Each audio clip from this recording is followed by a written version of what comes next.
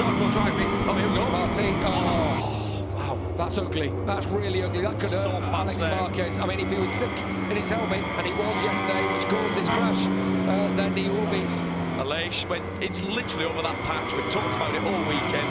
Lights come out, and away we go. It's a good start from Conqueror. A good start from Alex Rins also up towards turn one. Is he going to be able to let the brake off on the inside? Of course he does. But Bagnaia swings back round on contact between Marco Rizzecchi in the middle of the pack. The championship leader made contact with someone on his outside. That looks like a Yamaha to me and a KTM. Yeah, aggressive Fabio there when he had to be. I'd have thought Rins would have been a bit more aggressive. Oh, we've got a crash. That's Benjamin Antonio, I think, on the Grassini bike. Look how far that's going with one of the Aprilis. Was it both the Grassini bikes? I don't know. It might have been Fogger.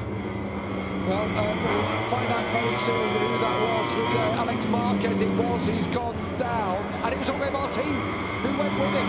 It was one of the combat bikes, Jorge Martin and Alex Marquez who crashed out. So that's one of the podium members yesterday, and another one who he fancied perhaps for the podium today. And here comes Rins. First lap, turn 11. Rins. Oh, that one got a little bit tight in there, but Bagnaia bravely hangs on to the lead. They're the ones where you saw when we say let the brake off. What does that mean? It means at that point when you turn braking, to let the brake off, to force Bagnaia to sit up, disturb him, because by doing that, look now already you've given him all that. What is it now? About 5 bike lengths lead. Quartararo comes through on Luca Marini. Brilliant start from the Frenchman. Even better for Jack Miller in front of him. Oh, that's Maverick Vinales. Is it? Oh, is it Aleix? It's Aleix who's gone down. So he battled the podium yesterday, and it's Aleix Espargaro who's crashed out. What a dramatic start to this race already. He crashes out at turn 12. So it's Bagnaia from wins, and Jack Miller from 10th on the grid is up into 3rd place. Quartararo 4th, Marini in 5th, Bezzecchi now in 6th. Not that it's going to be a surprise, but I was keeping my eye on Jack. He was so aggressive, and he had to be, and he didn't get a good start in the sprint race, and it was a long race for him. Speaking to him this morning, he said, I've got to get the jump off the line, and he did. And I'll remind you, he was on the podium here last year behind Alex Rins. He was 3rd, Rins was 2nd, Bastianini was the race winner. There are no spots already today, but it's Pecco Bagnaia who leads the way, and already he's starting to open up half a second the gap to Alex Rins behind. Is there anything from this position they can do other than hope that Pecco makes a mistake? All Rins had to do into turn 11 was let the brake off. He'd have gone wide, they'd have both gone wide, but you wouldn't have this scenario. This is what happened. Alex Marquez in there in purple watching. That's what happened. Right, circle driving. Oh, here we go. Martin. Oh. That's ugly. That's really ugly. That could hurt Alex Marquez. I mean, if he was sick in his helmet, and he was yesterday, which caused this crash, then he will be. Aleix, when it's literally over that patch. We've talked about it all weekend. There's a patch here. He tries to come back through the top of the patch. Right over it. You cannot believe how poor the surface is there. Rins is digging it. And he is. And he's starting to fight back a little bit on this first part of the racetrack, but it's almost like from here, Bagnaia gets into his own in the more tricky section. Alex Martin, you're not surprised, are you? He was really hit hard by Martin's bike, and it was a heavy one that took him to the outside of the racetrack. In the background there, Brad Binder, that thing, it was hopping and skipping, literally from the moment he grabbed the brakes. How he managed to stay on the motorcycle there, that was unbelievable. Binder, 9th. On the hard front, soft rear. Yesterday, the riders were saying it took a little bit of time to come in, so I wonder if for Alex Rins, he's been waiting for that front hard tyre to activate, because yesterday they said it maybe took a lap and a half. It wasn't until the 2nd lap when you started to get the right feeling that you needed, and it still is a long race, isn't it? Yeah, he did talk to Brad Binder. He said, honestly, he thought there was a problem on lap 1 of the sprint race. He had no grip at all. Rins is coming back to him. I will say that. Rins is coming back. We know Bagnaia likes to manage things. He hits the front and then he doses out the pace. So he ensures that he has something at the end of the race. And Alex Rins, just closed by about 1/10 of a second on Bagnaia on that previous lap. Fabio Quartararo here is interesting in 4th place, Neil, because whereas yesterday he was up to 4th, he was around a group of riders, wasn't he? This time it looks like a little bit of fairly clear track for him. His pace was almost as good as Bagnaia's yesterday. Yeah, he had the pace for 2nd place, even when riding a crash bike, his lap time was really impressive. So what he's got now, the fact that there's a gap in front of him to Jack, that's okay. He can run his own lines. What he has to do is when he catches Jack, you have to pass him straight away. Otherwise, you end up in that situation where you get stuck behind. He can't use his flowing lines. Jack will use the power of that V4 KTM, and it'll be difficult to pass. He lost a lot of time by now. Alex Rins, have you got anything for him here? Why, Neil? Whoa! Both of them wobbling down to 11. Why is the Honda working here? It's like being on, let's say, it's like being on a damp track. This track is so weird, right? It's a leveler. When you go to a track like, let's say, somewhere like Barcelona, or a track everyone knows really well, Valencia, you'll see that Ducati's the best bike on the grid. It turns, it's the fastest, it stops well. But when you come to a quirky track, the rider can make the difference. Rins loves this place. He's won in Moto3, Moto2, and in MotoGP. He was second last year in MotoGP. On the Suzuki. And a lot of it is your attitude. He's come here. I did a track guide with him on Thursday. Super excited. Confident that he could fight for a podium. Bear in mind, he's not really been getting on with the Honda. I'm thinking if he could get a top 5, it'd be a good result. But look at him go. The rider is making the difference. That's what Marquez always did round here. It's not that the Honda is suited to this track, because the other Honda's aware. Well, Vanguard is down in 14th, Mir in 12th. Yeah. And Bradle in 17th, of course, standing in for Marc Marquez, who hopes to be back for the Grand Prix of Spain. Had a stay of execution on his penalty for now, until the appeals are heard. Fastest rider on the circuit, Will Hodgson. Jack Miller on the KTM. They had a stinking race here last year. Let's not forget Miguel Oliveira couldn't get anywhere near the rest of the field. Brad Binder, I think, was down in about 12th position. Yet they said, we know what it is, and Jack Miller really fancied his chances in this race with what his feelings of the bike were, how well it stops in the hard braking zone. And he loves this track, and he's the sort of rider with that positive mental attitude. He's a motocrosser anyway, a very good one at that, actually. So you come round here and you have to ride it a little bit like a motocross bike. Rins is all over him. What are the strengths then of the Honda for him to be able to get past Bagnaia? Well, it is. I thought you were about to say no. No, it is good at stopping into these really tight corners like we're coming into now, down to turn 11.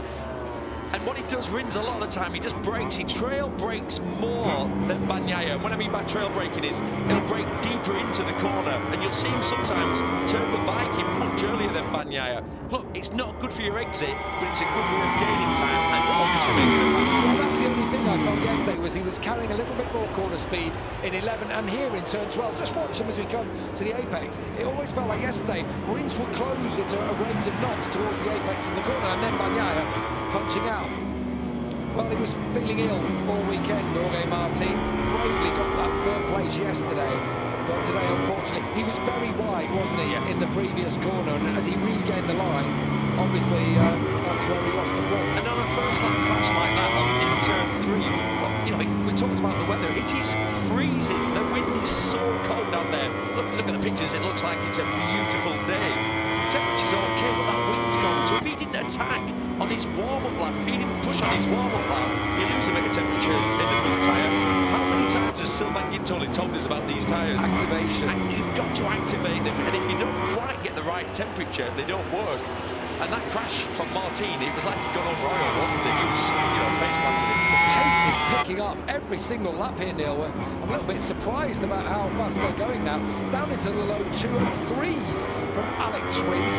Yesterday's fastest lap of the sprint race on the same tyres, a 203.082 from Pecco Bagnaia. Well, Rins has just done a 203.1. And, we're talking about people having to dose out the longevity of these tyres. So they've got their electronic strategy right, so they don't burn those tyres out. They'll have, different mats that they can switch to throughout the race to take away a little bit of power, to add a little bit of more traction, so the tyre doesn't, once you've lost, let's say, the best part of the tyre, the grippiest part of the rubber, once that's worn away, you change the mats to give you a bit less engine braking, to take away a little bit of the power, to make it more manageable. Rins has always had a little bit of tyre towards the end of the race. We didn't know how much is that him, how much is that Suzuki, but I'll remind you of when he beat Valentino Rossi here, had a little bit of something extra towards the end of the race, had a little bit of something, if you remember, last year when he won at Valencia. Something about Alex Rins, is it him or is it the bike? We'll find out in this race, 15 and a half to go. It's him. He is making the difference. Jack Miller's closing in as well, isn't he? And Jack won't be shy. He won't be backward and coming forwards. On the KTM, again, over the years, Jack hasn't been one of those actually to keep tyres in check, but the KTM has. If you see Brad Binder, how well he comes forward as a race goes on.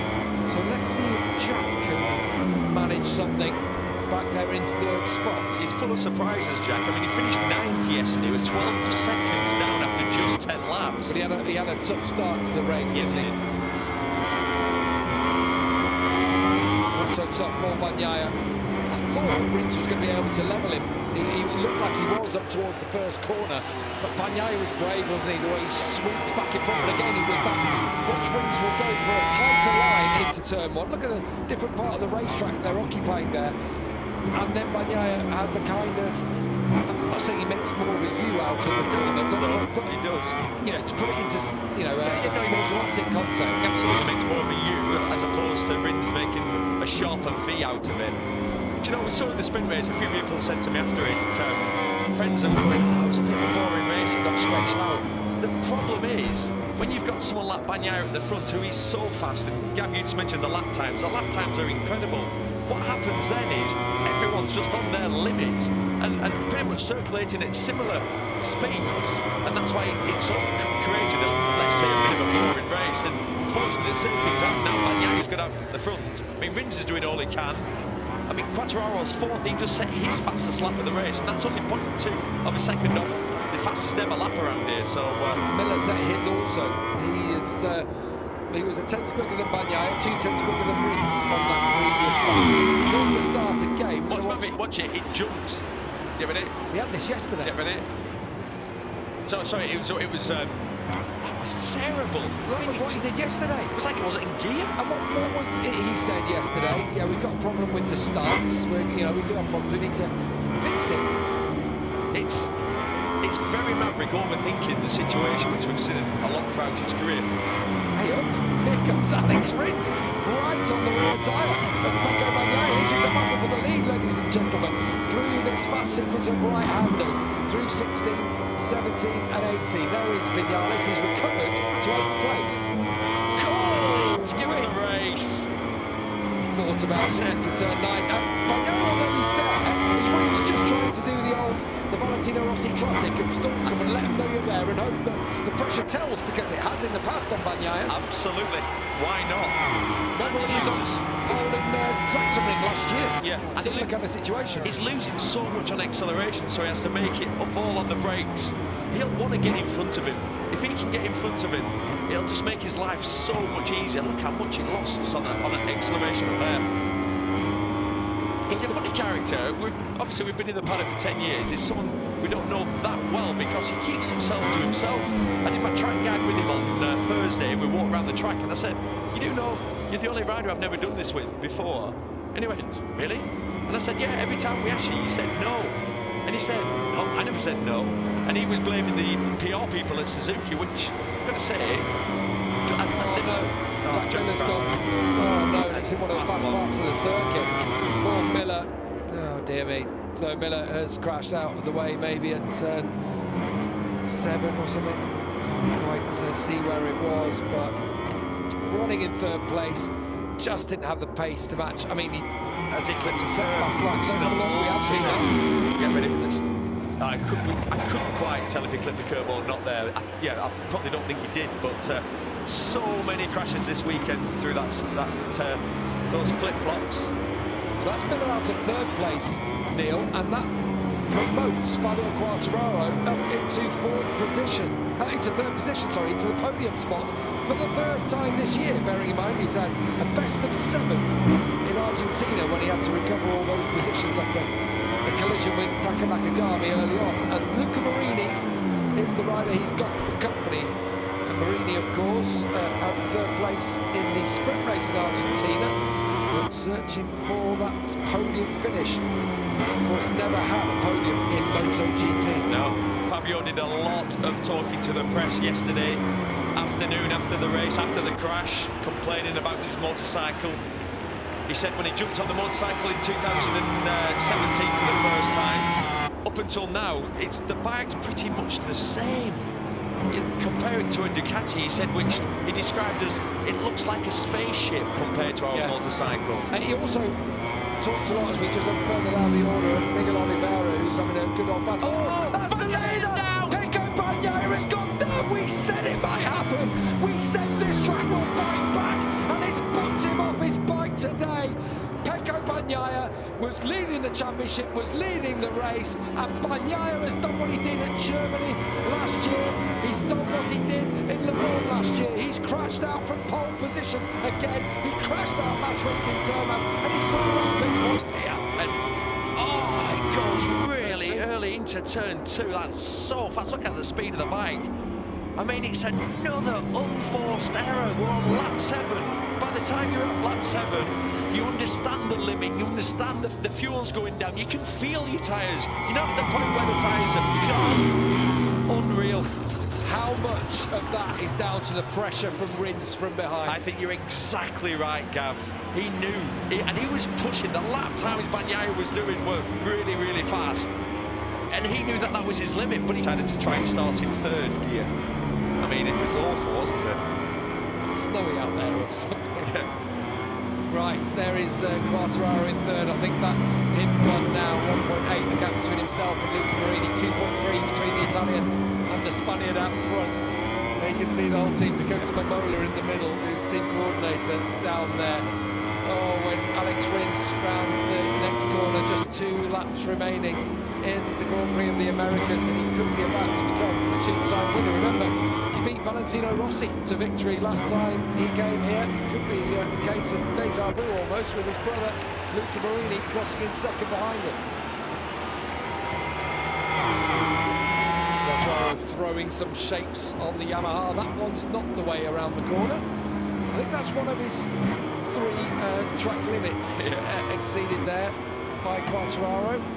And he will now have to settle for 3rd place unless Vinales can conjure up something. I tell you, I wish we did have a heart rate monitor on this man though. He'll be blowing, because there's one thing. That bike looks hard to ride. He's making his time up on the brakes. Yes, he's carrying corner speed. It's funny, the other Honda riders were commenting on his data, saying that he has found this in-between, sort of, let's say, inline 4 and V4 riding style. So on all the faster flowing corners, he's got miles more corner speed than Mir and Nakagami.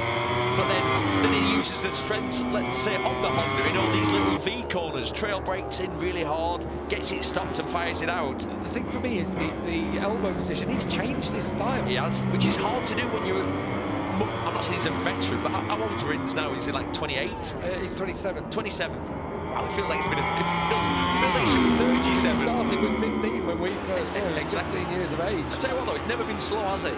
No. As in, you know, all through his career. See, Moto3, almost winning the championship, didn't he, in Moto3? Yeah, he was on to the last day of the season. Remember when Maverick Vinales ran out victorious? Actually, it was into the last corner. Yeah, he was leading. He led it into the last corner to be world champion. It was a dive bomb, and he did the right thing. Here he is. This is the sort of team manager, team owner, Lucio Cecchinello. Honestly, the nicest guy in the I'm so polite saying, I don't suppose you mind. Can I just lean forward so I can see my rider across the line for the penultimate time? There will be tears. Oh, there'll be tears in here in a minute, because this has been right on the edge, hasn't it, the whole race? After what happened to Bagnaia, every corner you're panicking for the riders, because you know. Look, that's what I like to see. The classic. Calm now, Alex. You don't want to roll off too much. Braddle's gone. Stefan Braddle's gone, so Brad Binder picking the bike back up and going out there. He will score 3 points here. And Ricardo Pirro wins the battle of the test riders. Jonas Folger will be picking up points. So nice and easy now. Basically a 3-second lead. 3/4 of a lap to go. This is experienced enough, his Rins. Just hit your markers. Just keep it smooth. And I tell you what, he is going to be the happiest man in America.